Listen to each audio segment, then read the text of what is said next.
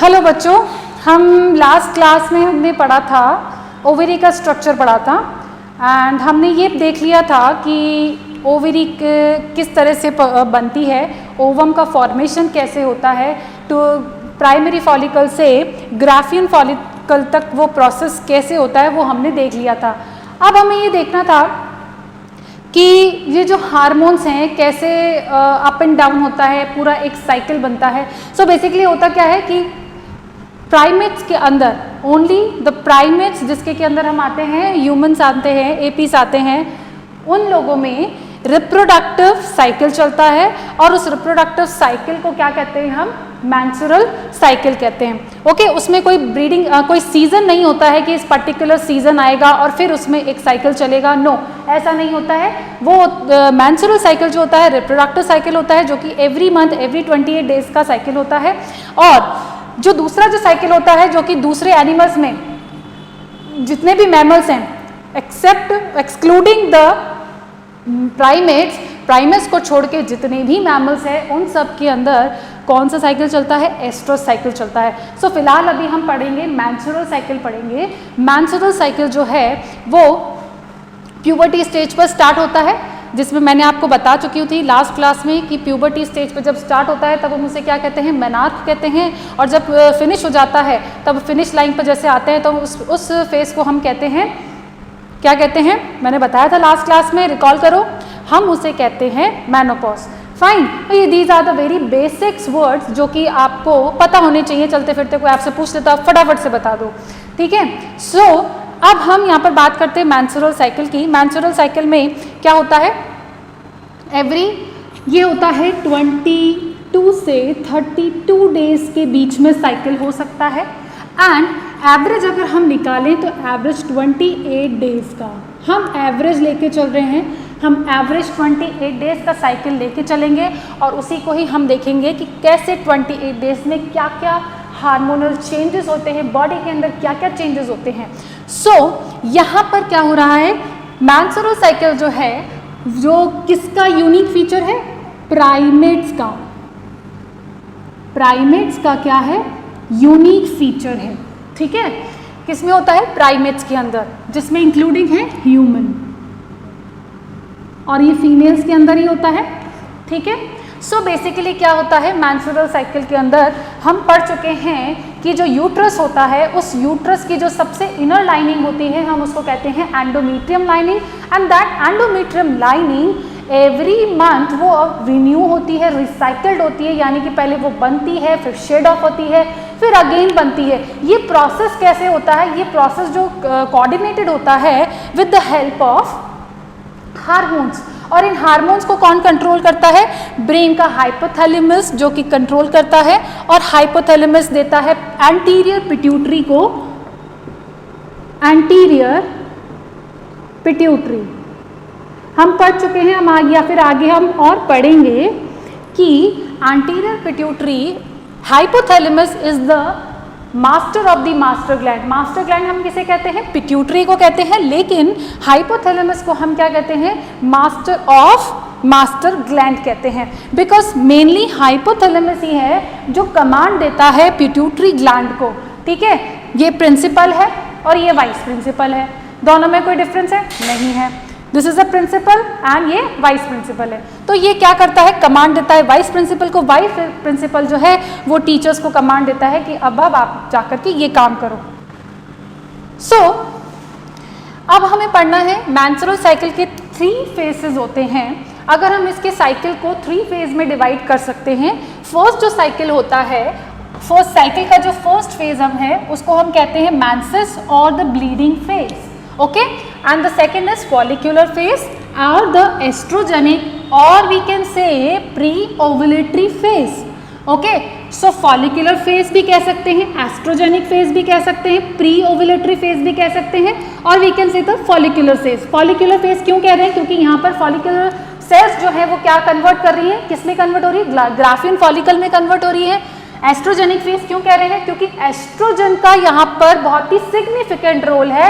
यहाँ पर oestrogen hormone जो है बहुत ही इंपॉर्टेंट रोल प्ले करता है, इसलिए हम इस फेज को क्या कहते हैं, एस्ट्रोजेनिक फेज भी कह सकते हैं। एंड प्री ओव्यूलेटरी फेज हम क्यों कह रहे हैं, क्योंकि ये ओव्यूलेशन से पहले वाला फेज है, यानी कि जस्ट ओव्यूलेशन से पहले मैंने आपको बताया तो सारे प्रोसेस होते हैं, फॉलिकुलर ग्राफियन फॉलिकल में कन्वर्ट होता है, एंडोमेट्रियम लाइनिंग यहाँ पर क्या हो जाती है, बनना स्टार्ट हो जाती है, कंप्लीटली यहाँ पर बनने लग जाती है, तो ये फेज होता है pre ovulatory phase. Now we talk about the post ovulatory phase. Post, अब देखो यहाँ पर प्री एंड पोस्ट आ गया, लेकिन बीच का क्या रह गया, ओव्यूलेटरी फेज। यहाँ पर एक हम इसको अलग से नहीं बता रहे हैं, कई बुक्स में अलग से ओव्यूलेटरी फेज भी दिया है, लेकिन ओव्यूलेटरी फेज वो होता है जब 14th डे पर ओव्यूलेशन हो रहा है, उसे हम क्या कह रहे हैं, ओव्यूलेटरी फेज कह रहे हैं, ठीक है। सो यहाँ पर हमें अलग से नहीं पढ़ रहा है, वो हम इसी में ही पढ़ेंगे, फॉलिकुलर फेज के अंदर ही पढ़ेंगे या फिर प्री ओव्यूलेटरी फेज के अंदर ही पढ़ेंगे। Now the post ovulatory phase क्या है, एक पोस्ट ओव्यूलेशन यानी कि ओव्यूलेशन के बाद क्या प्रोसेस हो रहा है, वो सारी स्टोरी हम इसमें पढ़ेंगे। एंड इसे हम क्या कह सकते हैं, प्रोजेस्टेरॉनिक फेज भी कह सकते हैं और द सिक्रेटरी फेज भी कह सकते हैं। Why we are saying this, because प्रोजेस्टेरॉनिक यहाँ पर क्या है, इंपॉर्टेंट प्ले रोल करता है, ठीक है। अब यहाँ पर हम एक एक को देखेंगे और साथ ही साथ हम ये देखेंगे कि यहाँ पर क्या क्या चेंजेस हो रहे हैं हार्मोनल लेवल पर विद द फर्स्ट डे से लेकर के 28 डेज तक, यहाँ पर क्या क्या चेंजेस हो रहे हैं। सो वैसे तो आप जानते ही हैं, लेकिन हमें थोड़ा सा जनरल नॉलेज सभी को ही है, लेकिन एक्चुअली होता क्या है वो हमें यहाँ पर देखना है कि किस दिन पे कौन सा हार्मोन है वो एक्टिव है ना, किस फेज में कौन सा हार्मोन एक्टिव है, ओव्यूलेशन के लिए कौन सा हार्मोन चाहिए, ओके। और ओव्यूलेशन के बाद फर्टिलाइजेशन हो गया तो उस दौरान कौन सा हार्मोन आएगा, या फिर आगे फर्दर डेवलपमेंट के लिए कौन सा हार्मोन चाहिए, वो हम यहाँ पर डिस्कस करेंगे। सो अब यहाँ पर ये देखिए, मैंसेस फेज जो ब्लीडिंग फेज है, it's a very small phase, as you know it is a 3 to 5 days का ये फेज होता है। इसमें क्या होता है, जो एंडोमेट्रियम लाइनिंग होती है, एंडोमेट्रियम लाइनिंग जो है वो क्या हो जाती है, शेड ऑफ हो जाती है। क्या हो जाती है, शेड ऑफ हो जाती है ना। और साथ ही साथ एंडोमेट्रियम लाइनिंग जो ब्लीडिंग हो रही है, जो मेंसेस हो रहा है, उसमें एंडोमेट्रियम शेड ऑफ हो जाती है, एज वेल एज वहाँ पर जो म्यूकस लेयर है, म्यूकस लेयर जो है वो भी क्या हो जाती है, वो हो जाती है डिस्ट्रॉय हो जाती है। एंड ग्लैंड्स वहाँ पर क्या हो जाती हैं, डिजनरेट हो जाती हैं या फिर डिस्ट्रॉय कह लीजिए। और वहाँ पर अगर फर्टिलाइजेशन नहीं हुआ है तो, इफ फर्टिलाइजेशन नहीं हुआ है तो अनफर्टिलाइज्ड एग भी यहाँ पर क्या हो जाता है, डीजनरेट हो जाता है। क्या हो जाता है, डीजनरेट हो जाता है। और ये सारा का सारा जो है ये वेजाइना से होते हुए uterus, this is a process from, ये यूट्रस से कहाँ, वेजाइना से बॉडी के बाहर एक्सक्रीट आउट हो जाता है, ठीक है। So this is the phase of menses और ब्लीडिंग फेज 3-5 डेज का होता है। और इसके अंदर जो एंडोमेट्रियम लाइनिंग है वो पहले थोड़ी सी थिक होती है और थिक होती है, and after this process menses के बाद जो एंडोमेट्रियम लाइनिंग है वो लाइनिंग क्या हो जाती है, थिन हो जाती है। एंडोमेट्रियम लाइनिंग वो हो जाती है, कैसी हो जाती है, थिन हो जाती है। अब यहाँ पर कॉन्ट्रैक्शंस भी होते हैं, पेन भी होता है किसी किसी को, तो वो अलग से वो क्या कह सकते हैं उसे आप, वो उसकी बाय प्रोडक्ट है, यूँ कह लीजिए कि वो साइड इफेक्ट है। साइड इफेक्ट तो नहीं कह सकते, लेकिन उसके होता क्या क्या है, इन सारी चीज़ों की वजह से हर बॉडी है वो अलग अलग तरीके से रिस्पॉन्स करती है। किसी को वॉमिट होती है, किसी को कुछ होता है, किसी को पेन होता है। तो pain is very common because due to the contraction in the lining of endometrium. Okay, endometrium lining जब शेड ऑफ होती है तो कुछ कॉन्ट्रैक्शन हो जाता है, एंड कॉन्ट्रैक्शन से हमें पेन का रिलीफ पेन फील होता है। सो नाउ अब हम बात करते हैं, ये तो था मेंसेस फेज। अब यहाँ पर 20 to 25 ml, 20 to 25 ml blood जो है, ब्लड लॉस होता है, ब्लड लॉस पर डे, ठीक है। कितना होता है, 20 to 25 ml ब्लड लॉस होता है एवरी डे। यहाँ पर एंडोमेट्रियम लाइनिंग है वो क्या हो जाती है, शेड ऑफ हो जाती है नाउ, और क्या हो जाती है, थिन हो जाती है। अब हम बात करते हैं सेकेंड फेज की, follicular phase and the oestrogenic phase. अब यहाँ पर जब हम बात करेंगे तो यहाँ पर हम बात करेंगे 6 to 14 डेज के बीच की बात करेंगे।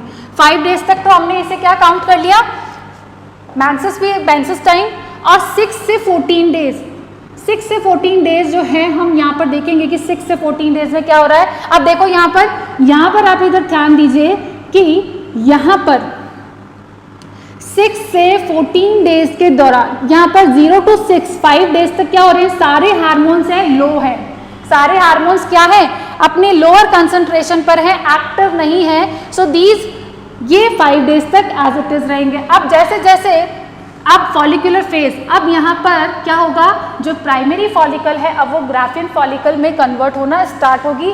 वो कैसे होगा, उसको कमांड कैसे मिलेगा, उसको कमांड मिलेगा हाइपोथैलेमस से।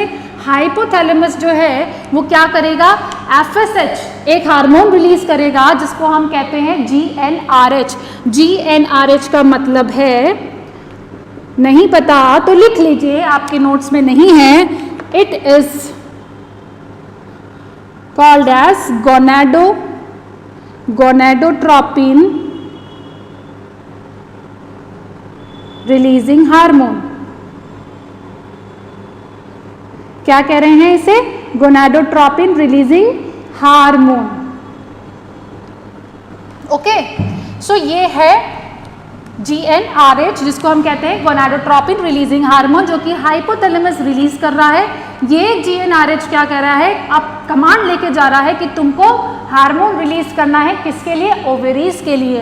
सो यहाँ पर एंटीरियर पिट्यूटरी जो है इसके पास जाएगा और इसको कहेगा कि तुम अब हार्मोन अपने रिलीज करो। कौन से hormone, FSH hormone and LH hormone. ये दोनों ही हार्मोन हमने कहाँ पढ़े थे, follicle stimulating hormone and the luteinizing hormone. ये दोनों के दोनों हमने कहाँ पढ़े थे, ये हमने पढ़े थे स्पर्मेटोजेनेसिस में भी पढ़े हैं, पढ़ेंगे, नहीं पढ़ा है तो पढ़ेंगे आप अभी आगे। और मेल में भी हमने पढ़ा था फॉलिकल स्टिमुलेटिंग हार्मोन। सो यहाँ पर ये देखिए एंटीरियर पिट्यूटरी ने ये 2 हार्मोन रिलीज किए और इन 2 हार्मोन्स का काम क्या है ये हमें देखना है। अब देखो यहाँ पर होता क्या है कि फॉलिकल स्टिमुलेट, ये जो FSH है ये स्टिमुलेट करता है ओवेरी को। क्या करता है, स्टिमुलेट करता है ओवेरी को फर्दर डेवलपमेंट। ये करता है, स्टिमुलेट करता है किस लिए, प्राइमरी फॉलिकल को डेवलप होने के लिए, टू ग्राफियन फॉलिकल में डेवलप होने के लिए क्या करता है, स्टिमुलेट करता है। यानी कि कुल मिला के वो ओवेरी को कर रहा है कि तुम अब तैयार हो जाओ सेकेंडरी, टर्शरी और ग्राफियन फॉलिकल में कन्वर्ट होने के लिए। सो यहाँ पर बहुत सारे फॉलिक्यूल्स जो होते हैं, प्राइमरी फॉलिकल्स बनती हैं और उनमें से कोई एक ही लास्ट में जाकर के ग्राफियन फॉलिकल बनती है। ओके, सो यहाँ पर स्टिमुलेट हो गया। अब हमने ये भी देखा था, यहाँ लिखते जाते हैं हम, ये हमारा फर्स्ट फेज कंप्लीट हो गया है।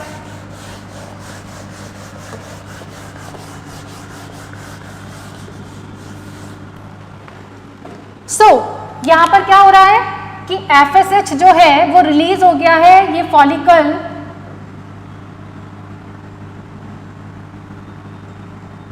फॉलिकल सेल्स को क्या कर रहा है, डेवलप होने के लिए स्टिमुलेट कर रहा है। अब ये यहाँ पर डेवलप हो रही हैं। अब ये जैसे जैसे डेवलप होती जाती हैं तो primary follicle, secondary follicle, tertiary follicle और साथ ही साथ लास्ट में बनने लगती है थीका इंटरना। ठीक है, मैंने बताया था लास्ट में थीका इंटरना भी होती है, theca externa and theca interna. Theca interna जो होता है, थीका इंटरना क्या रिलीज करता है, एक हार्मोन। थीका इंटरना जो है वो बेसिकली किसके, ओवेरीज की सेल्स हैं, स्ट्रोमा वाली सेल्स हैं, वो ग्राफियन फॉलिकल के चारों ओर इकट्ठा होती हैं और एक डेंस लेयर बनाती हैं। उसे हम कहते हैं theca interna and the theca externa. Interna वाली जो लेयर है वो क्या रिलीज करती है, एस्ट्रोजन हार्मोन रिलीज करती हैं। अब ये जो एस्ट्रोजन हार्मोन जब रिलीज करती हैं तो क्या होता है, ये एस्ट्रोजन हार्मोन रिलीज करती है और अगेन ये फीडबैक देती है किसको, ये फीडबैक देती है अगेन टू हाइपोथैलेमस को फीडबैक देती है। जैसे जैसे ये बनने लगेगा एस्ट्रोजन, और ये एस्ट्रोजन कहाँ जाएगा, अभी फीडबैक देगा which is a positive feedback कि हाइपोथैलेमस को, और फिर और भी ज्यादा अमाउंट में FSH रिलीज होगा। ठीक है, क्या होगा, FSH रिलीज होगा। ठीक है, साथ ही साथ LH भी रिलीज होता है, लेकिन FSH की अमाउंट क्या होती है, ज्यादा होती है। कब, ये हम बात कर रहे हैं 6 to 10 के बीच, 6 to 10 डेज के बीच की बात कर रहे हैं कि 6 से 10 डेज के बीच में क्या स्टोरी चल रही है, फॉलिकुलर सेल्स डेवलप हो रही हैं, उनसे एस्ट्रोजन रिलीज हो रहा है। एस्ट्रोजन अगेन वो क्या कर रहा है कि पॉजिटिव फीडबैक दे रहा है। हम फीडबैक देते हैं ना, अच्छा हो रहा है तो हम उसको पॉजिटिव फीडबैक देते हैं कि हाँ और, ठीक है, कोई चीज अच्छी लगती है तो हम दुकानदार को कहते हैं कि भैया और पैक कर दो। ठीक है, तो ऐसा ही यहाँ पर हो रहा है कि वो क्या कर रहा है, उसको फीडबैक दे रहा है कि हाइपोथैलेमस को कि FSH को और रिलीज करो, FSH और रिलीज होगा। FSH जब रिलीज और ज्यादा अमाउंट में होगा तो यहाँ पर इसका अमाउंट क्या हो रहा है, इंक्रीज हो रहा है, और जिसकी वजह से अब ये ग्राफियन फॉलिकल में कन्वर्ट हो जाएगी। क्या हो जाएगी, ग्राफियन फॉलिकल में कन्वर्ट हो जाएगी। अब जैसे ये ग्राफियन फॉलिकल में कन्वर्ट हो जाएगी तो क्या होगा, ये क्यों हो रही है ग्राफियन फॉलिकल में कन्वर्ट, क्योंकि FSH हार्मोन जो है which is most important and estrogen is also important, क्योंकि FSH जितना रिलीज होगा ओवरी के अंदर जो फॉलिकुलर सेल्स है यानी कि ग्राफियन फॉलिकल में, वो उतना ही जल्दी क्या होगा, कन्वर्ट होगा। अब तुम यहाँ पे देखो बच्चों कि FSH हार्मोन भी क्या हो रहा है, यहाँ पर इंक्रीज हो रहा है। ठीक है, और ये यहाँ पर लेयर बढ़ रहा है। सो ये जो प्रोसेस है, ये FSH है, इंक्रीज हो रहा है। ये 12-14 तक ये क्या रहेगा, 10-12 तक क्या रहेगा, 10-12 13 तक ये क्या रहेगा, FSH हाई अमाउंट में रहेगा। अब यहाँ पर क्या हो रहा है, ये तो था 10 डेज तक की स्टोरी। ठीक है, 10 डेज के अंदर क्या बनने लग जाता है, ग्राफियन फॉलिकल कंप्लीटली फॉर्मेशन हो जाएगा। 10-11 भी हो सकता है, it is not a fix day. हम एक एवरेज साइकिल को स्टडी कर रहे हैं कि क्या हो सकता है। होता ऐसा ही है कि जब ग्राफियन फॉलिकल किसके वजह से, ग्राफियन फॉलिकल कैसे मैच्योर हो रही है, due to the with the help of FSH। Okay, so यहाँ पर FSH इंपॉर्टेंट है, और फिर FSH एस्ट्रोजन रिलीज होगा, एस्ट्रोजन अगेन फीडबैक देगा, FSH रिलीज होगा, ग्राफियन फॉलिकल में कन्वर्ट होगा। ये तो स्टोरी थी 10 और 11 डेज तक की स्टोरी थी। अब क्या होगा कि ग्राफियन फॉलिकल तो बन गया, अब इसको ओव्यूलेट होना है। ओव्यूलेट होने के लिए क्या होगा कि यहाँ पर ये जो FSH हार्मोन है, ये साथ ही साथ क्या हो रहा है, इनहिबिन हार्मोन भी रिलीज हो रहा है। ओवरी क्या कर रही है, इनहिबिन हार्मोन भी रिलीज कर रही है। और ये जब इनहिबिन हार्मोन रिलीज होगा तो ये क्या होगा, एक टाइम ऐसा आएगा कि ये एस्ट्रोजन इतना ज्यादा अमाउंट में इंक्रीज हो जाएगा, और साथ ही साथ इनहिबिन भी बनने लग जाएगा। और ये इनहिबिन क्या करेगा, ये अब FSH को क्या करेगा, ये करेगा FSH को इनहिबिट करेगा। इनहिबिन का काम कहाँ है, FSH को इनहिबिट करेगा। क्या कर रहा है, इनहिबिन जो है FSH को इनहिबिट कर रहा है, यानी कि अब उसकी कंसंट्रेशन को डाउन करने की कोशिश कर रहा है। अब जैसे जैसे FSH जब इनहिबिट होगा तो FSH की कंसंट्रेशन डाउन हो जाएगी, और जैसे ही FSH की कंसंट्रेशन डाउन हो जाएगी तो वैसे ही LH यहाँ पर क्या हो जाएगा, इंक्रीज होने लग जाएगा। यहाँ पर क्या होने लग जाएगा, LH इंक्रीज होने लग जाएगा। अब ये जैसे जैसे LH इंक्रीज होता जाएगा, ये स्टोरी होती है जस्ट 11th डे से 14th डे। हम एवरेज लेके चल रहे हैं। ठीक है, सबकी बॉडी का साइकिल अलग अलग डेज का होता है, किसी का 25 डेज का, किसी का 30 डेज का, किसी का 31 डेज का। So it depends on their cycle कितने दिन का है। ठीक है, सो यहाँ पर हमने 11th डे 10th डे तक तो क्या हो गया, ग्राफियन फॉलिकल बन गया। ठीक है, GF का मतलब है ग्राफियन फॉलिकल बन गया। 11th डे से क्या हो रहा है कि FSH की अमाउंट तो थोड़ी बहुत कम हो रही है, और क्या हो रहा है, LH की अमाउंट बढ़ रही है। अब देखो यहाँ पर LH को मैंने ब्लैक कलर से डिनोट किया है, तो LH जो है 10th डे से लेकर के इंक्रीज कर रहा है अप टू 14th डे तक। क्या कर रहा है? 14th डे तक। अब LH की अमाउंट जो है वो बॉडी में इतनी इंक्रीज हो जाएगी, LH की जो अमाउंट है वो इतना इंक्रीज होने लग जाएगा, बॉडी में इसका लेवल जो है इंक्रीज होने लग जाएगा, जिसकी वजह से क्या हो जाएगा कि अब ग्राफियन फॉलिकल जो है वो अब ओवा को रिलीज कर देगी। ग्राफियन फॉलिकल सेकेंडरी oocyte को रिलीज कर देगी। और सेकेंडरी oocyte आप जानते हैं जब ओवुलेट होता है, ओवुलेशन होता है, उस समय वो किस स्टेज पे अरेस्टेड होता है? उस समय वो मियोसिस 2 की मेटाफेज स्टेज पर अरेस्टेड रहता है। ओके, सो यहाँ पर ये देखो LH का क्या हो गया? लेवल इंक्रीज हो जाएगा। कुछ नहीं, सब इसमें ज़्यादा दिमाग नहीं लगाना है। एक टाइम आएगा FSH बनेगी। FSH किस लिए चाहिए? ओवेरी के लिए चाहिए, ग्राफिन के लिए चाहिए। ग्राफिन जैसे ही बन जाएगा FSH कम हो जाएगा और LH की अमाउंट बढ़ जाएगी। इतना ज़्यादा कम नहीं होता है, लेकिन LH कम होता है इसका अमाउंट। सो जैसे ही कम होगा LH की अमाउंट बढ़ जाएगी। LH की जैसी अमाउंट बढ़ेगी तो क्या होगा? ये जो इंक्रीज होता है, ये जो लेवल है जो इंक्रीज हो रहा है, इसे हम कहते हैं LH सर्ज। इस LH सर्ज हम इसे कहते हैं। इसे हम क्या कहते हैं? LH सर्ज कहते हैं। और ये पीरियड ऐसा होता है जब LH की अमाउंट बढ़ जाती है, बॉडी में लेवल बढ़ जाता है LH का, तभी ओव्यूलेशन होता है। ओके, सो नाउ अब हम बात करते हैं कि अब ओव्यूलेशन हो चुका है at the 14th day. Ovulation हो चुका है 14th डे पे। अब यहाँ पर देखो इंपॉर्टेंट बात क्या है, ये तो हमने पढ़ लिया हार्मोन्स क्या कर रहे हैं। अब देखो जब एस्ट्रोजन रिलीज होता है ना, एस्ट्रोजन कब रिलीज हुआ? हमने देखा एस्ट्रोजेनिक फेज हम इसके लिए क्यों कह रहे हैं इसको? क्योंकि एस्ट्रोजन इसी फेज में, फॉलिकुलर फेज में रिलीज होता है। और एस्ट्रोजन जी ही जो है वो क्या करता है? रोल प्ले करता है। कैसे रोल प्ले करता है कि एस्ट्रोजन जो है, हमने मेंसेस फेज में पढ़ा था कि जो एंडोमेट्रियम लाइनिंग है वो कैसी हो जाती है? थिन हो जाती है। तो इस फेज में क्या होता है? एंडोमेट्रियम लाइनिंग को मेंटेन किया जाता है। वहां पर एंडोमेट्रियम, वहां पर जो सेल्स होती हैं, मसल्स होती हैं, नर्व्स होती हैं, ब्लड वेसल्स जो है उसकी थिकनेस को बढ़ाया जाता है, वो ब्रांच्ड हो जाती हैं और फिर वहां पर उसकी थिकनेस, जो वहां पर सेल्स होती हैं, देखो बच्चों एस्ट्रोजन क्या कर रहा है? एस्ट्रोजन पहला तो ये काम कर रहा है कि वो एंडोमेट्रियम को लाइनिंग को मेंटेन कर रहा है। मेंटेन कैसे कर रहा है? वहां पर ग्लैंडुलर सेल्स बढ़ जाएगी, ग्लैंड सेल्स बनने लगेंगी, वहां पर म्यूकोसा लेवल बनने लग जाएगा। मतलब वो एंडोमेट्रियम लाइनिंग को या म्यूकोसा लेयर कहते हैं। म्यूकोसल सेल्स बनने लग जाएंगी, डिवाइड होने लग जाएंगी और वो लेयर जो है वो थिक होने लग जाएगी। वहां पर क्या होता है? हम उसे कहते हैं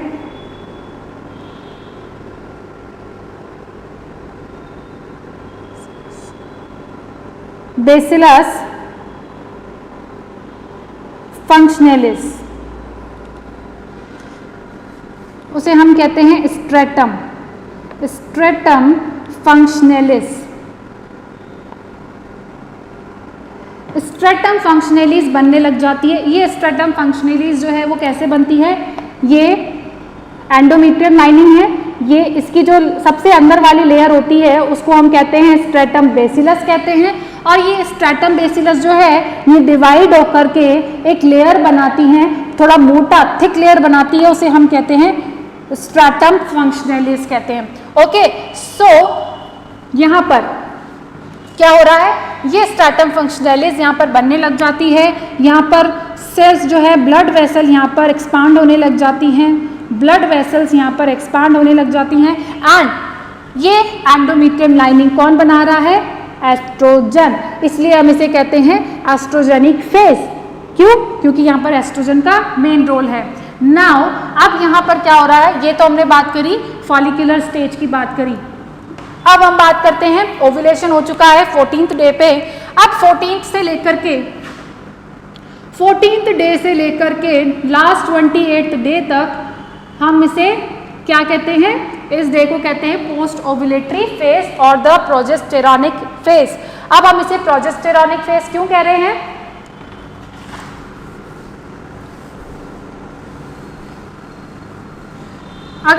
लास्ट लेक्चर ध्यान से सुना हो तो लास्ट में क्या होता है, जब ओव्यूलेशन हो जाता है, ओव्यूलेशन हो जाने पर जो ग्राफियन फॉलिकल है वो किस में कन्वर्ट हो जाती है, कार्पस ल्यूटियम में कन्वर्ट हो जाती है। और दैट कार्पस ल्यूटियम जो है वो प्रोजेस्टेरॉन का क्या करती है, सिक्रेशन करती है। वो क्या है, फीमेल हार्मोन है जो कि कौन रिलीज करता है, कार्पस ल्यूटियम। अब यहाँ पे पोस्ट ओव्यूलेटरी फेज की बात करें तो पोस्ट ओव्यूलेशन में क्या होना चाहिए, 14th डे पे तो क्या हो गया, ओव्यूलेशन। अब यहाँ पर दो चीजें होती हैं पोस्ट ओव्यूलेटरी में। पोस्ट ओव्यूलेटरी में या तो फर्टिलाइजेशन होगा,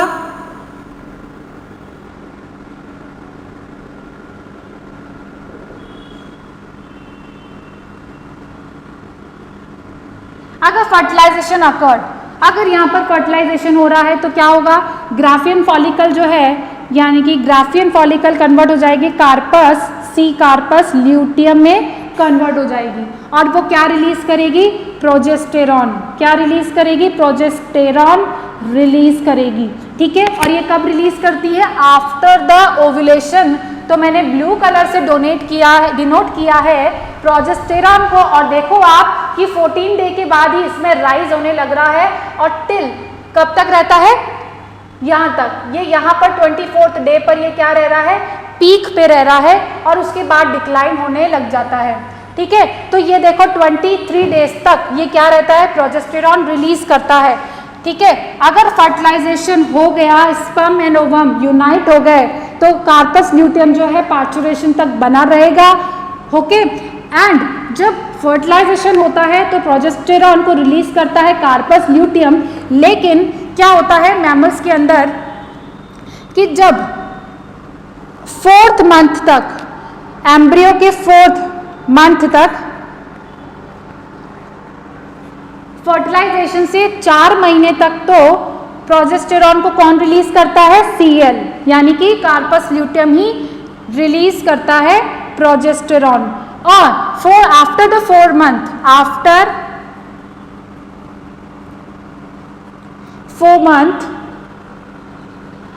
4 मंथ जो है we are the placental hormones.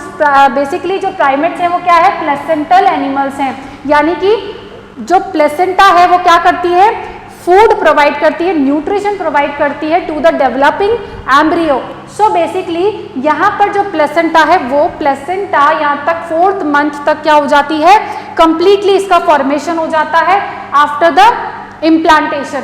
ठीक है, तो प्लेसेंटा से यहाँ पर प्रोजेस्टेरॉन का फर्दर सीक्रेशन होता है। मेजरली सीक्रेशन कौन करता है, प्लेसेंटा करता है, और कार्पस ल्यूटियम भी करता है, लेकिन अब मेजर कौन करेगा, प्लेसेंटा करेगा। ठीक है, सो ये है फर्टिलाइजेशन के दौरान। अब ये तब तक बना रहेगा और ये तब तक प्रोजेस्टेरॉन हार्मोन जो है ये हार्मोन मेंटेन रहेगा through out the parturition level तक, यानी कि फर्टिलाइजेशन हो गया तो ये प्रोजेस्टेरॉन मेंटेन्ड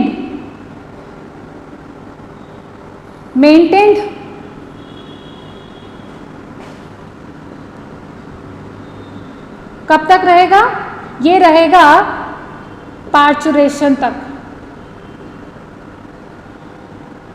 ओके, ये पार्चुरेशन तक क्या रहेगा, मेंटेन रहेगा। और ये जो प्रोजेस्टेरॉन है यही क्या करता है, एंडोमीट्रियम लाइनिंग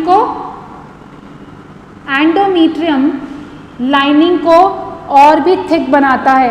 क्या बनाता है, थिक बनाता है। इसके काम क्या है, मेंटेन करता है, पार्चुरेशन तक मेंटेन रहता है ये कार्पस ल्यूटियम प्रोजेस्टेरॉन को, और साथ ही साथ एंडोमीट्रियम लाइनिंग क्या हो जाती है, थिक हो जाती है। साथ ही साथ और क्या चेंजेस होते हैं, ये चेंजेस करता है कि कॉन्ट्रैक्शंस नहीं होने देता, कॉन्ट्रैक्शंस यहाँ पर नहीं होते हैं, यहाँ पर कॉन्ट्रैक्शंस बंद हो जाते हैं। क्यों बंद हो जाते हैं, अगर कॉन्ट्रैक्शन बंद हो गए तो जो एम्ब्रियो है वो फिक्स्ड रहेगा।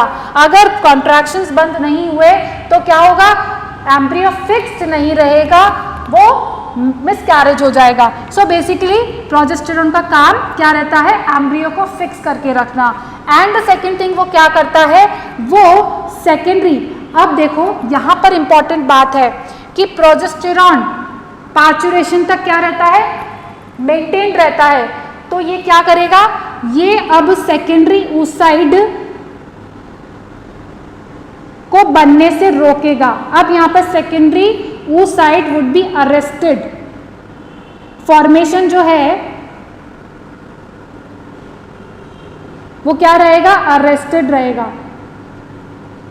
ठीक है। और इस दौरान अगर यहाँ पर सेकेंडरी oocyte नहीं बनेगी तो ओव्यूलेशन नहीं होगा, और ओव्यूलेशन नहीं होगा तो मेंसेस नहीं होगा।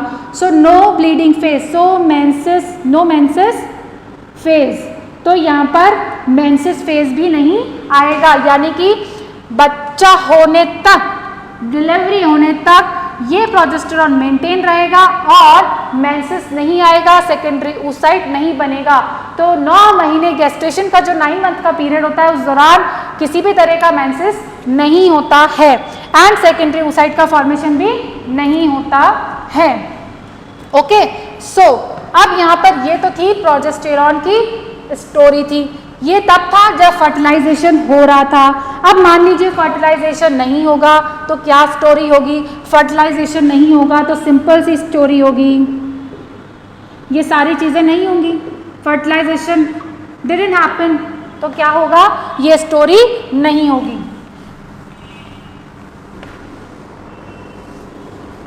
फर्टिलाइजेशन नहीं हो रहा है तो क्या होगा, अब देखो फर्टिलाइजेशन नहीं हुआ तो प्रोजेस्टेरॉन का लेवल बढ़ता ही जाएगा। प्रोजेस्टेरॉन रिलीज कौन कर रहा है, कार्पस ल्यूटियम। अब ये कार्पस ल्यूटियम जो है वो अपने बनने के आफ्टर 9 डेज स्टार्ट्स डीजनरेट, ये डीजनरेट होना स्टार्ट कर देता है। क्या कर देता है, डीजनरेट होना स्टार्ट कर देता है after 9 days and 14th days तक। यानी कि ये बना कब था, ये बना तो सॉरी, ये बना तो कब था, 10वें दिन तक, 10-11 दिन तक बन गया था। अब इसके बनने के 9 दिन बाद कब होता है, 23 दिन, 22-23-24 दिन तक ये क्या हो जाता है, डिस्ट्रॉय होना स्टार्ट हो जाता है इस दिन तक। इस दौरान पर क्या हो रहा है, यहाँ पर ये लेवल क्या हो रहा है, पीक पर आ गया है। जब तक मेंटेन थी कार्पस ल्यूटियम 9 दिन तक ये लगातार प्रोजेस्टेरॉन बना रही है। अगर फर्टिलाइजेशन नहीं हो रहा है तो क्या होगा कि और फर्टिलाइजेशन कब हो जाता है, इन 2 दिनों के बीच में फर्टिलाइजेशन हो जाता है। ये फर्टिलाइजेशन कब हो रहा है, यहाँ पर फर्टिलाइजेशन हो जाता है 14 to 16 डेज के बीच में। अगर 14 डेज पे हुआ है तो, क्योंकि ओवा जो है 2 डेज तक ही सर्वाइव कर पाता है, तो 14, 15, 16 तक मान लीजिए सर्वाइव कर गया, फर्टिलाइजेशन हो गया तो ठीक, नहीं हुआ तो क्या होगा कि ये यहाँ तक प्रोजेस्टेरॉन का लेवल बढ़ जाएगा। अब जब प्रोजेस्टेरॉन का लेवल बढ़ जाएगा तो क्या होगा, ये प्रोजेस्टेरॉन का लेवल बढ़ने पर कंटिन्यू प्रोजेस्टेरॉन, शॉर्ट में लिख रही हूँ, प्रोजेस्टेरॉन लेवल जो है वो इंक्रीज्ड होता जाएगा और इतना इंक्रीज्ड हो जाएगा कि अब ये नेगेटिव फीडबैक देने लग जाएगा। अब ये प्रोजेस्टेरॉन क्या हो रहा है, ये देखो, ये प्रोजेस्टेरॉन क्या दे रहा है, ये दे रहा है नेगेटिव फीडबैक। ये क्या दे रहा है, नेगेटिव फीडबैक दे रहा है to the hypothalamus. And hypothalamus क्या करेगा, FSH को क्या करेगा, अब ये इसको इनहिबिट करेगा। FSH नहीं होगा तो क्या होगा, सेकेंडरी oocyte भी बनेगी, सेकेंडरी oocyte FSH का अमाउंट भी कम हो गया, ये सारे हार्मोन्स का लेवल क्या हो जाएगा, कम हो जाएगा। ठीक है, अब प्रोजेस्टेरॉन लेवल इंक्रीज होने की वजह से नेगेटिव फीडबैक गया, FSH, LH एंड एस्ट्रोजन तीनों ही लेवल कम हो गए। और प्रोजेस्टेरॉन कैसे लेवल कम हो जाएगा, क्योंकि प्रोजेस्टेरॉन कौन बना रहा था, कार्पस ल्यूटियम। अब कार्पस ल्यूटियम 14 डेज तक आते आते, 24-25 तक आते आते क्या हो जाता है, डीजनरेट हो जाता है, कंप्लीटली डीजनरेट हो गया। तो हम उसको क्या कह रहे हैं, उसको हम कह रहे हैं कार्पस एल्बिकन्स कह रहे हैं। और ये कार्पस एल्बिकन्स है, अब ये प्रोजेस्टेरॉन नहीं बना रहा है, तो प्रोजेस्टेरॉन नहीं बना रहा है तो इसका लेवल क्या हो जाएगा, डिक्रीज हो जाएगा। और जैसे ही लेवल डिक्रीज होने लगेगा 28 डेज, आफ्टर 28 डेज तक क्या होगा, अब यहाँ पर कॉन्ट्रैक्शन स्टार्ट होंगे। प्रोजेस्टेरॉन नहीं था तो यहाँ पर कॉन्ट्रैक्शंस क्या होंगे, अब स्टार्ट हो जाएंगे और यहाँ पर एंडोमेट्रियम लाइनिंग है वो शेडेड ऑफ हो जाएगी। ठीक है, सो ये प्रोसेस है यहाँ पर पोस्ट ओव्यूलेटरी फेज में, और वो भी कब, जब फर्टिलाइजेशन नहीं हो रहा है, फर्टिलाइजेशन नहीं हो रहा है, तब ये क्या हो रहा है, कार्पस ल्यूटियम डीजनरेट हो जाएगी, it will convert into the corpus albicans. किस में कन्वर्ट हो रही है, कार्पस एल्बिकन्स में कन्वर्ट हो रही है। सो ये पूरा स्ट्रक्चर जो है ये आपको बता रहा है कि कब किस हार्मोन का लेवल बढ़ रहा है। अब थोड़ा सा ब्रीफ में हम देख लेते हैं कि यहाँ पर 4 हार्मोन्स हैं। इन 4 हार्मोन्स का क्या रोल है, एफएसएच और एलएच जो है एंटीरियर पिट्यूटरी जो है वो रिलीज करता है। एस्ट्रोजन जो कौन रिलीज करता है, थीका इंटरना। प्रोजेस्टेरॉन कौन रिलीज करता है, बताइए, प्रोजेस्टेरॉन रिलीज करता है कार्पस ल्यूटियम, और कार्पस ल्यूटियम किससे बना होता है, ग्राफियन फॉलिकल से। अब देखो शुरू के 5 दिन तो क्या हो रहा है, कुछ भी नहीं हो रहा है, सारे हार्मोन्स क्या है, लेवल है। 28 डे से वापस जो फर्स्ट डे आएगा वो यहाँ से स्टार्ट हो रहा है अगेन, 0, 1, 2, 3, 4, 5 डेज तक कुछ भी नहीं हो रहा है। 6th डे से लेकर 10 डेज तक क्या हो रहा है, फॉलिकुलर सेल्स बन रही हैं, ग्राफियन फॉलिकल में कन्वर्ट हो रहा है, एफएसएच की मात्रा वहां पर बढ़ी हुई है, और साथ ही साथ एस्ट्रोजन का वहां पे भी लेवल बढ़ा हुआ है, एस्ट्रोजन पॉजिटिव फीडबैक देता है।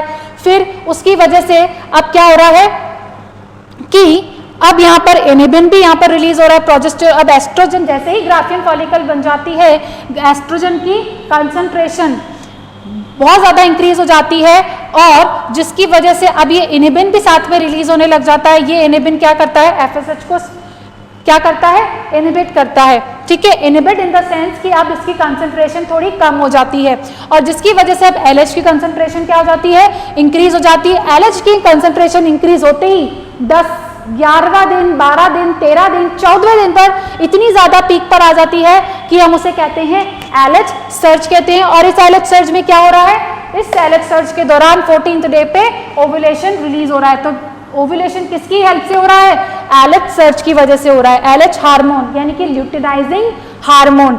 नाउ यहाँ पर अब हम बात करते हैं पोस्ट ओव्यूलेटरी की। पोस्ट ओव्यूलेटरी 14 डे से लेकर 28 डेज को हम कहते हैं पोस्ट ओव्यूलेटरी, जिस दौरान अगर फर्टिलाइजेशन हो गया तब तो 2 से 4 डेज के बीच में अगर फर्टिलाइजेशन हो गया तब हम उसे, सारी कहानी मैंने आपको बता दी, फर्टिलाइजेशन नहीं हुआ, कार्पस एल्बिकन्स में कन्वर्ट होगा, सारा डीजनरेट हो जाएगा, एंडोमेट्रियम लाइनिंग क्या हो जाएगी, वो अगेन शेड ऑफ होना स्टार्ट हो जाएगी, कॉन्ट्रैक्शन स्टार्ट हो जाएंगे, ग्लैंडुलर सेल्स, वैस्कुलर सेल्स सारी की सारी क्या हो जाएंगी, डीजनरेट होना स्टार्ट होंगी धीरे धीरे। एंड फर्स्ट अगेन कौन सा स्टेज आएगा, ब्लीडिंग फेज और द मेंसेस फेज। ओके, तो ये था आपका इस चैप्टर को सुनना, समझना, इसके कुछ क्वेश्चंस हो तो क्वेश्चन सॉल्व करना, कोई डाउट हो तो you can ask me through the Drona app. आपको कोई और भी क्वेरी है रिगार्डिंग आपके सब्जेक्ट को लेके, जूलॉजी को लेके, आप मुझसे पूछ सकते हैं कि मैम ये आंसर हमें कैसे लिखना है, स्कूल के आंसर्स कैसे लिखने हैं, आप वो भी मुझसे पूछ सकते हैं, ठीक है।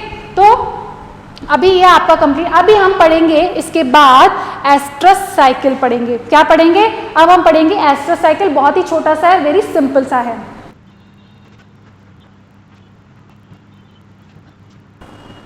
देखो बच्चों, यहाँ पर एक चीज और है, यहाँ पर एक होता है सेफ पीरियड एंड एक होता है risk period. Safe period, safe time और द रिस्क टाइम।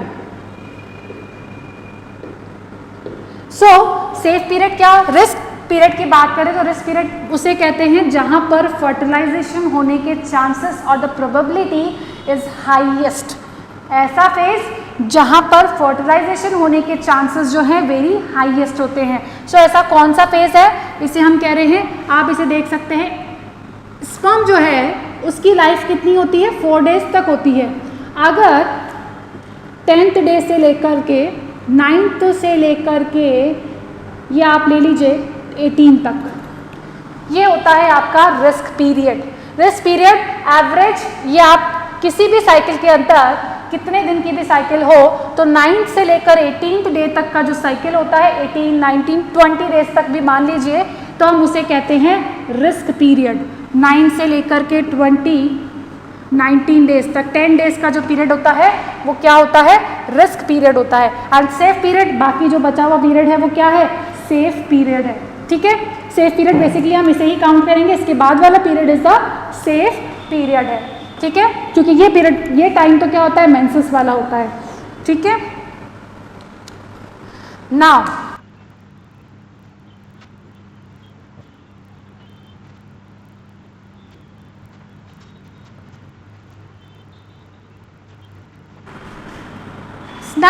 अब हम बात करेंगे एस्ट्रस साइकिल की बात करेंगे, जो कि सभी मैमल्स के अंदर देखने को मिलती है, सभी मैमल्स के अंदर होती है एक्सेप्ट प्राइमेट्स। एक्सेप्ट प्राइमेट्स के अंदर एस्ट्रस साइकिल जो है वो मैमल्स के अंदर होती है, एक्सेप्ट दी प्राइमेट्स। प्राइमेट्स के अंदर हमने अभी पढ़ लिया था मेंस्ट्रुअल साइकिल। नाउ अब हम बात करते हैं एस्ट्रस साइकिल जो है वो क्या है। एस्ट्रस साइकिल जो है sequential changes in the ovary and uterus, sequential changes in the uterus and ovary is called the estrus cycle. Okay, so estrus भी कहेंगे और मेंस्ट्रुअल, तो मेंस्ट्रुअल और एस्ट्रस के लिए दोनों ही चीजें सेम है, डेफिनेशन सेम है कि उसके अंदर क्या हो रहा है, ओवरी और यूट्रस के अंदर सीक्वेंशियल चेंजेस होते हैं, उसे हम क्या कह रहे हैं, एस्ट्रस साइकिल और दी मेंस्ट्रुअल साइकिल। सो अभी हमने मेंस्ट्रुअल साइकिल पढ़ लिया, अब हम पढ़ेंगे एस्ट्रस साइकिल। एस्ट्रस साइकिल के अंदर क्या होता है कि यहाँ पर ब्रीडिंग सीजन होता है, ठीक है। जो मैमल्स होते हैं उनके अंदर एक ब्रीडिंग सीजन होता है, एक सीजन में ही वो एक साइकिल चलता है। एक मान लीजिए एक साल के अंदर एक बार ही वो ब्रीडिंग सीजन आया और उस एक ब्रीडिंग सीजन के अंदर या दो ब्रीडिंग सीजन आ गए, तो उन दो ब्रीडिंग सीजन के अंदर एक साइकिल चलता है, यूट्रस और किसका, ओवरी के अंदर सीक्वेंशियल चेंजेस होते हैं, उनके अंदर साइकिल चलता है और उसको हम कहते हैं एस्ट्रस साइकिल होता है। ये मेंस्ट्रुअल साइकिल से कैसे डिफरेंस है कि यहाँ पर किसी भी फॉर्म, किसी भी तरह का कोई ब्लड लॉस नहीं होता है, ठीक है। यहाँ पर किसी भी तरह का ब्लड लॉस नहीं होता है, दैट्स वाई हम इसे क्या कहते हैं, एस्ट्रस साइकिल कह रहे हैं। एंड और क्या होता है, ये दो टाइप्स के होते हैं, मोनो एस्ट्रस और दी पॉली एस्ट्रस। मोनो एस्ट्रस वो होते हैं जो जिनका ब्रीडिंग सीजन के समय पर एक ही एस्ट्रस साइकिल होती है, एक ही एस्ट्रस साइकिल हो एक ब्रीडिंग सीजन के अंदर, तो हम उसे कहते हैं मोनो एस्ट्रस। और अगर पॉली एस्ट्रस के अंदर मोर देन वन साइकिल हो ब्रीडिंग सीजन के दौरान, तो हम उसे कहते हैं पॉली एस्ट्रस एनिमल्स कहते हैं। नाउ अब यहाँ पर ये आपके एनसीईआरटी में नहीं दिया हुआ है, लेकिन फिर भी हमें पढ़ना तो पड़ेगा क्योंकि ये नीट के सिलेबस में आता है। सो अब देखो यहाँ पर प्री एस्ट्रस के अंदर क्या होता है। प्री एस्ट्रस का मतलब ये कि एस्ट्रस से पहले वाली सिचुएशन यहाँ पर क्या है, यहाँ पर oogenesis स्टार्ट होता है, यहाँ पर oogenesis क्या हो जाता है, स्टार्ट हो जाता है। यहाँ पर एंडोमीट्रियम लाइनिंग जो है वो बनने लग जाती है, एंडोमीट्रियम लाइनिंग जो है वो अब बनने लग जाती है। कैसे कि यहाँ पर अगेन वही जो स्ट्रेटम बेसिलस है, स्ट्रेटम को मैं एसटी लिख रही हूँ, स्ट्रेटम बेसिलस जो है वो क्या हो रही है, डिवाइड हो रही है। एंड व्हाट इज डिवाइड होके क्या बना रही है, स्ट्रेटम फंक्शनलिस बना रही है। क्या बना रही है, स्ट्रेटम फंक्शनलिस बना रही है। ओके, एंड क्या हो रहा है, ये सेल जो है ये डिवाइड हो रही जाती है, डिवाइड हो रही जा रही है और बहुत थोड़ा सा थिक लेयर बना रही है, बड़ी बड़ी सेल्स बना रही हैं। और यहाँ पर जो ब्लड वेसल्स हैं, ब्लड वेसल्स क्या हो रही हैं, यहाँ पर ब्रांच्ड होती जा रही हैं, ब्रांच्ड होती जा रही हैं। साथ ही साथ यहाँ पे क्या हो रहा है, जो लेयर्स है मायोमीट्रियम, यहाँ पर मसल्स भी क्या होती जा रही हैं, एक्टिव होती जा रही हैं। क्या हो रही है, यहाँ पर एक्टिव हो रही है और क्या बना रही है, डिवाइड होकर के यहाँ पर मसल्स जो हैं वो थिक होती जाएंगी, एक्टिव होती जाएंगी और वो क्या बना रही है, मायोमेट्रियम वाला लेयर बना रही है। यानी कि आप मायोमेट्रियम बनाएंगे तो यूट्रस क्या हो जाएगा, स्ट्रॉन्ग हो जाएगा, मस्कुलर हो जाएगा। तो वहां पर क्या हो रहा है, मायोमेट्रियम क्या हो जा रही है, वो एक्टिव हो जा रही है, मायोमेट्रियम एक्टिव हो गई। एंड जो मैमरी ग्लैंड्स हैं वो भी यहाँ पर अब मैमरी ग्लैंड्स वो भी क्या हो रही है, साइज में इंक्रीज हो रही हैं। सो ये सारा प्रोसेस कब हो रहा है, प्री प्री एस्ट्रस साइकिल के दौरान। अब एस्ट्रस साइकिल यहाँ पर किसी भी तरह का, यहाँ पर सिर्फ क्या हो रही है, तैयारी हो रही है, प्रिपरेशन हो रही है for the copulation, for the fertilization, for the breeding. यहाँ पर किसी तरह का कोई कॉपुलेशन नहीं हो रहा है, ठीक है। अब एस्ट्रस साइकिल के अंदर क्या हो रहा है, एस्ट्रस साइकिल के अंदर, एस्ट्रस साइकिल के अंदर ये सारी चीजें अब कंप्लीटली यहाँ पर यूट्रस जो है कंप्लीटली डेवलप्ड हो चुका है ना, तैयार प्रिपेयर्ड हो चुका है। यहाँ पर मेमरी ग्लैंड्स जो हैं इंक्रीज, साइज इंक्रीज हो चुका है, क्या हो चुका है, साइज इंक्रीज हो चुका है। नाउ और क्या हो रहा है,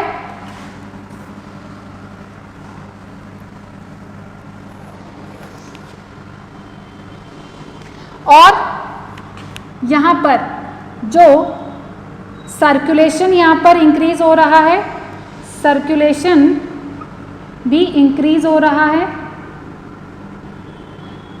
एंडोमेट्रियम लाइनिंग यहाँ पर कंप्लीटली यहाँ पर फॉर्म हो चुकी है। और यहाँ पर अब ये जो फीमेल है, फीमेल जो है वो अब इंटरकोर्स के लिए अर्ज करेगी, अर्ज फॉर कॉपुलेशन।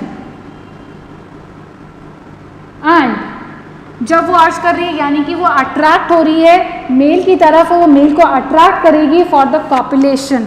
ओके, तो इस पीरियड को हम कहते हैं, जब वो अर्ज करती है कॉपुलेशन के लिए तब हम उसे क्या कहते हैं, इस पीरियड को कहते हैं हीट कंडीशन। इसे हम क्या कह रहे हैं, हीट कंडीशन, ठीक है। क्या कह रहे हैं, हीट कंडीशन हम इसको कह रहे हैं। अब देखिए मेटा एस्ट्रस क्या हो रहा है, यहाँ पर एस्ट्रोजन का लेवल कम था, यहाँ पर एस्ट्रोजन का, इस प्री एस्ट्रस फेज के अंदर एस्ट्रोजन लेवल जो था वो क्या था, लो था। यहाँ पर एस्ट्रोजन लेवल जो है, एस्ट्रोजन लेवल जो है वो इंक्रीज हो जाता है, क्या हो जाता है, इंक्रीज हो जाता है, ठीक है। ध्यान रखना, एस्ट्रोजन लेवल यहाँ पे इंक्रीज हो जाता है जिसकी वजह से एंडोमेट्रियम लाइनिंग जो है वो मेंटेन होती है।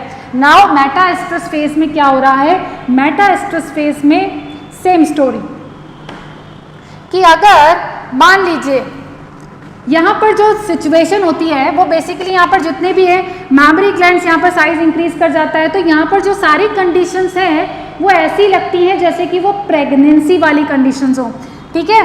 प्रेगनेंसी वाली कंडीशन को यहाँ पर हम कहते हैं, पर लेकिन अभी तक यहाँ पर कॉपुलेशन,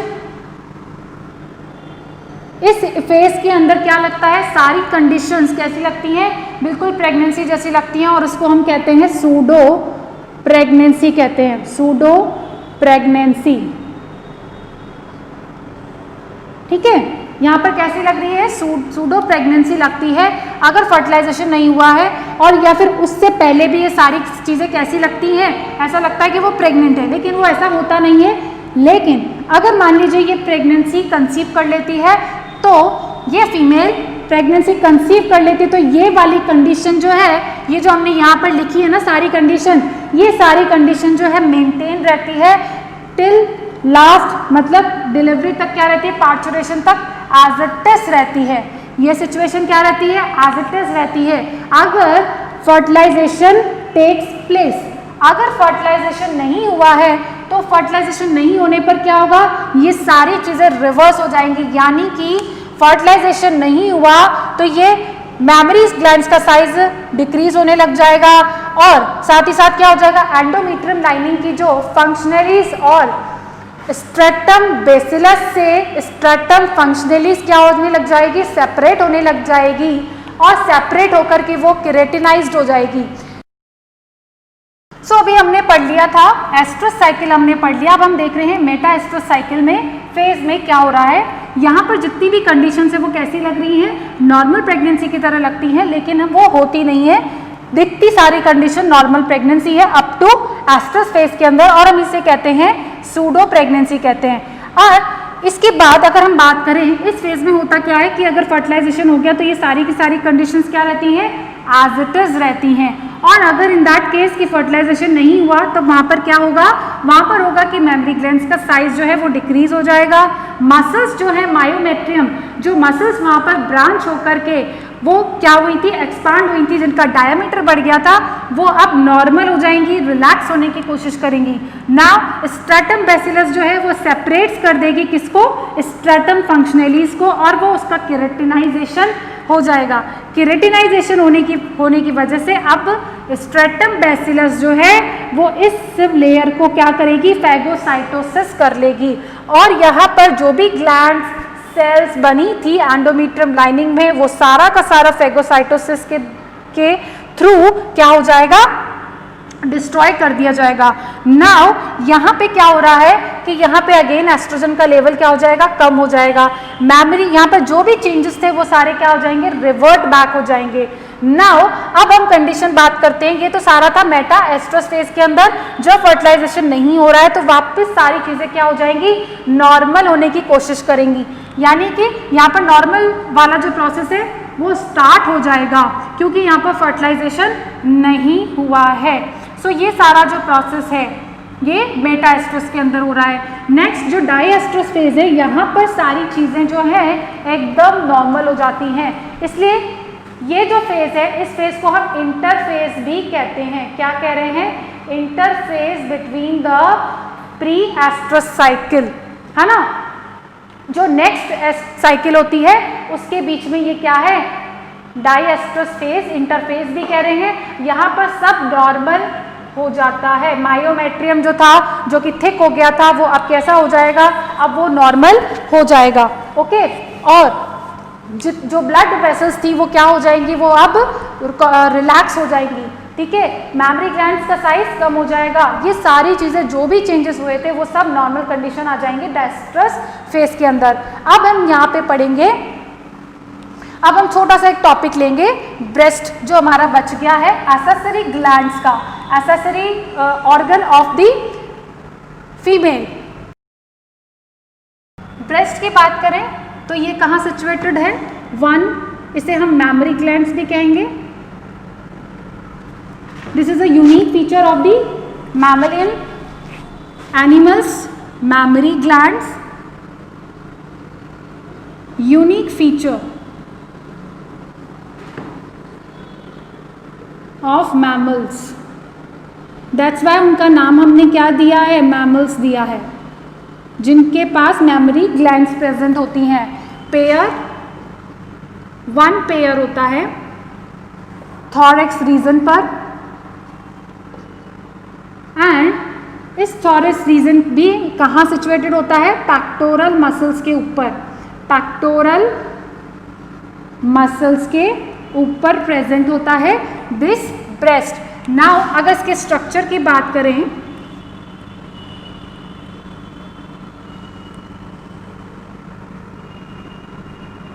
तो इसके स्ट्रक्चर में क्या प्रेजेंट होता है, इसके स्ट्रक्चर में कनेक्टिव टिश्यूज,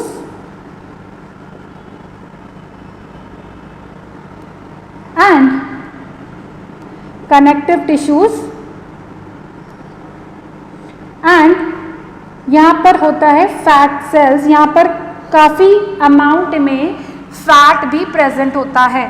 सो ये अगर हम देखें तो ये डिवाइडेड है, लोब्यूल्स में डिवाइडेड है, और इस लोब्यूल्स को 15 to 20 लोब्यूल्स में ये क्या है, डिवाइडेड है, और ये 15 to 20 alveolar लोब्यूल्स में डिवाइड है। और ये बेसिकली क्या है, ये मेमोरी ग्लैंड्स हैं, these are the glands. Okay, so these glands जो हैं ये क्या करती हैं, मिल्क का फॉर्मेशन करती है। अब इन 15 to 20 एल्वियोलर लोब्यूल्स के अंदर भी क्या प्रेजेंट है, क्लस्टर ऑफ सेल्स प्रेजेंट है। क्लस्टर ऑफ सेल्स ऐसे अंगूर के गुच्छे की तरह प्रेजेंट होता है, और ये क्या करती हैं, मिल्क का फॉर्मेशन करती हैं। क्या करती हैं, मिल्क का फॉर्मेशन करती हैं। ठीक है, एंड दीज जो सेल्स है इनसे एक कॉमन डक्ट निकलती है, जिसको हम कह रहे हैं, एक कॉमन डक्ट निकलती है, और ये कॉमन डक्ट जो है आगे जाकर के निपल्स में इंडिपेंडेंटली खुलती है। ठीक है, दिस इज निपल्स एंड ये इंडिपेंडेंटली कहाँ जाके खुल रही है, निपल्स में खुल रही है, एंड इसे हम कह रहे हैं लैक्टिफेरस डक्ट। एंड ये जो है मिल्क का फॉर्मेशन करती है, कॉमनली बाहर जाके खुलती हैं, और ये क्या होता है, पिगमेंटेड एरिया होता है, और इसी में प्रेजेंट होते हैं 10 से 15 पोर्स प्रेजेंट होते हैं, 10 से 15 पोर्स प्रेजेंट होते हैं, जहाँ से जो बेबीज होते हैं वो क्या करते हैं, मिल्क को सक करते हैं। ठीक है, so this is the structure. और ये जो है मैमरी ग्लैंड्स का ज़्यादा डिटेल में नहीं है, सो हमें सिर्फ इतना समझना है, इसमें कहीं पे भी कुछ नहीं है, सिर्फ स्ट्रक्चर को थोड़ा सा समझना है कि लैक्टिफेरस डक्ट है, कनेक्टिव टिश्यूज यहाँ पर प्रेजेंट होते हैं, एज वेल एज यहाँ पर फैट टिश्यूज भी यहाँ पर प्रेजेंट होते हैं, एंड कहाँ प्रेजेंट होते हैं, पेक्टोरल मसल्स के ऊपर सिचुएटेड होते हैं, और ये यूनिक फीचर है मैमल्स के अंदर। सो मैमल्स का यूनिक फीचर मैमरी ग्लैंड्स, इसलिए इनको अलग कैटेगरी में रखा है मैमल्स के अंदर। ओके, सो अब हम नेक्स्ट क्लास में पढ़ेंगे, नेक्स्ट लेक्चर में हम पढ़ेंगे oogenesis प्रोसेस पढ़ेंगे। ठीक है, oogenesis, एंड देन उसके बाद हम स्टार्ट करेंगे फर्टिलाइजेशन। ओके, चलिए।